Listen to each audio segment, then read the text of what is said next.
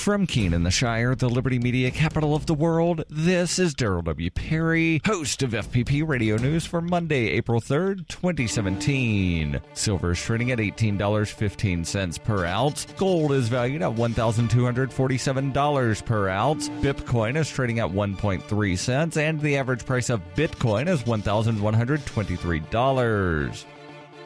Antiwar.com reports that the Pentagon has a habit of dramatically undercounting the number of civilians it has killed in Iraq and Syria is increasingly itself an understatement, with heavy documentation of scores of civilians being killed in individual incidents in the month of February. The Pentagon had its work cut out for it, keeping this month's report low. The Pentagon had to admit to a few civilians killed, of course, and by a few, we mean 4. Despite dozens of civilians getting killed in Mosul in multiple incidents, and despite growing attention on the civilian toll from U.S. strikes because of the several hundred killed in March, the Pentagon would admit to only 4 civilians killed in February. The Pentagon statement expressed regret for the deaths of the 4 civilians and for others affected by these strikes. They provided no indication as to why the many other reported incidents were not included in the final report, though this is of course par for the course. Over the course of the war, the Pentagon has admitted to 229 civilian deaths total, which is less than 10% of the overall figure. Indeed, a single incident in March was reported to have killed more than 229 civilians in Mosul, though the March report is not yet out. Are you an advocate for free market money? Do you promote Bitcoin as an alternative in a fiat-centric world? Then you need Spend-A-Bit in your arsenal, the search engine for things you can buy with Bitcoin. Spend-A-Bit aggregates millions of products from thousands of Bitcoin-enabled merchants. Keep your money in the free economy. Visit spendabit.co today. Bitcoin merchants, ask about our merchant suite to reach even more customers. Spendabit.co.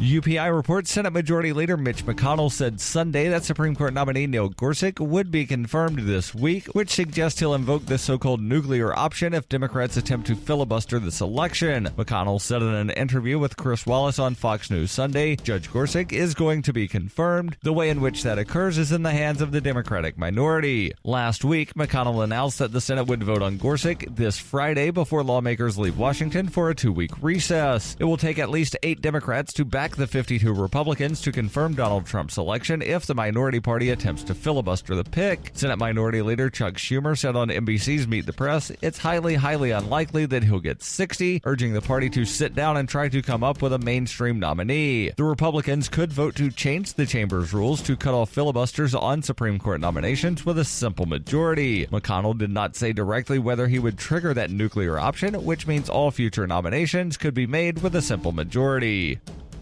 For nearly 40 years, Roberts & Roberts Brokerage has been a trusted source for buying and selling precious metals like gold and silver. They also take Bitcoin for precious metal purchases and have permanently removed the minimum purchase amount for all orders paid in the digital currency. Call Roberts & Roberts today for knowledgeable advice on buying and selling precious metals and a forward-thinking approach to new technologies. 800-874-9760 or visit online at rrbi.co.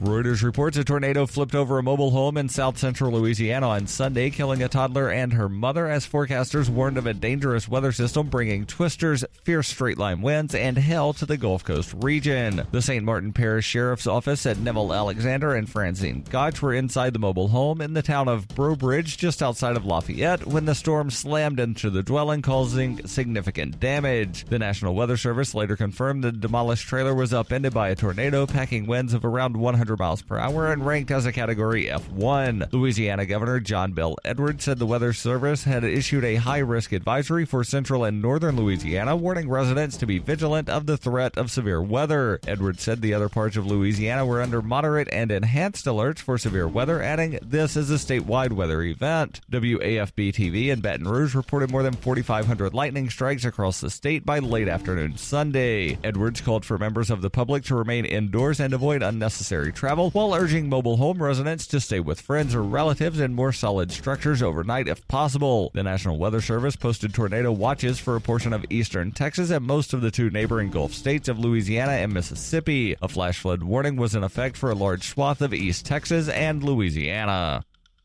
This has been FPP Radio News, online at fppradio.com.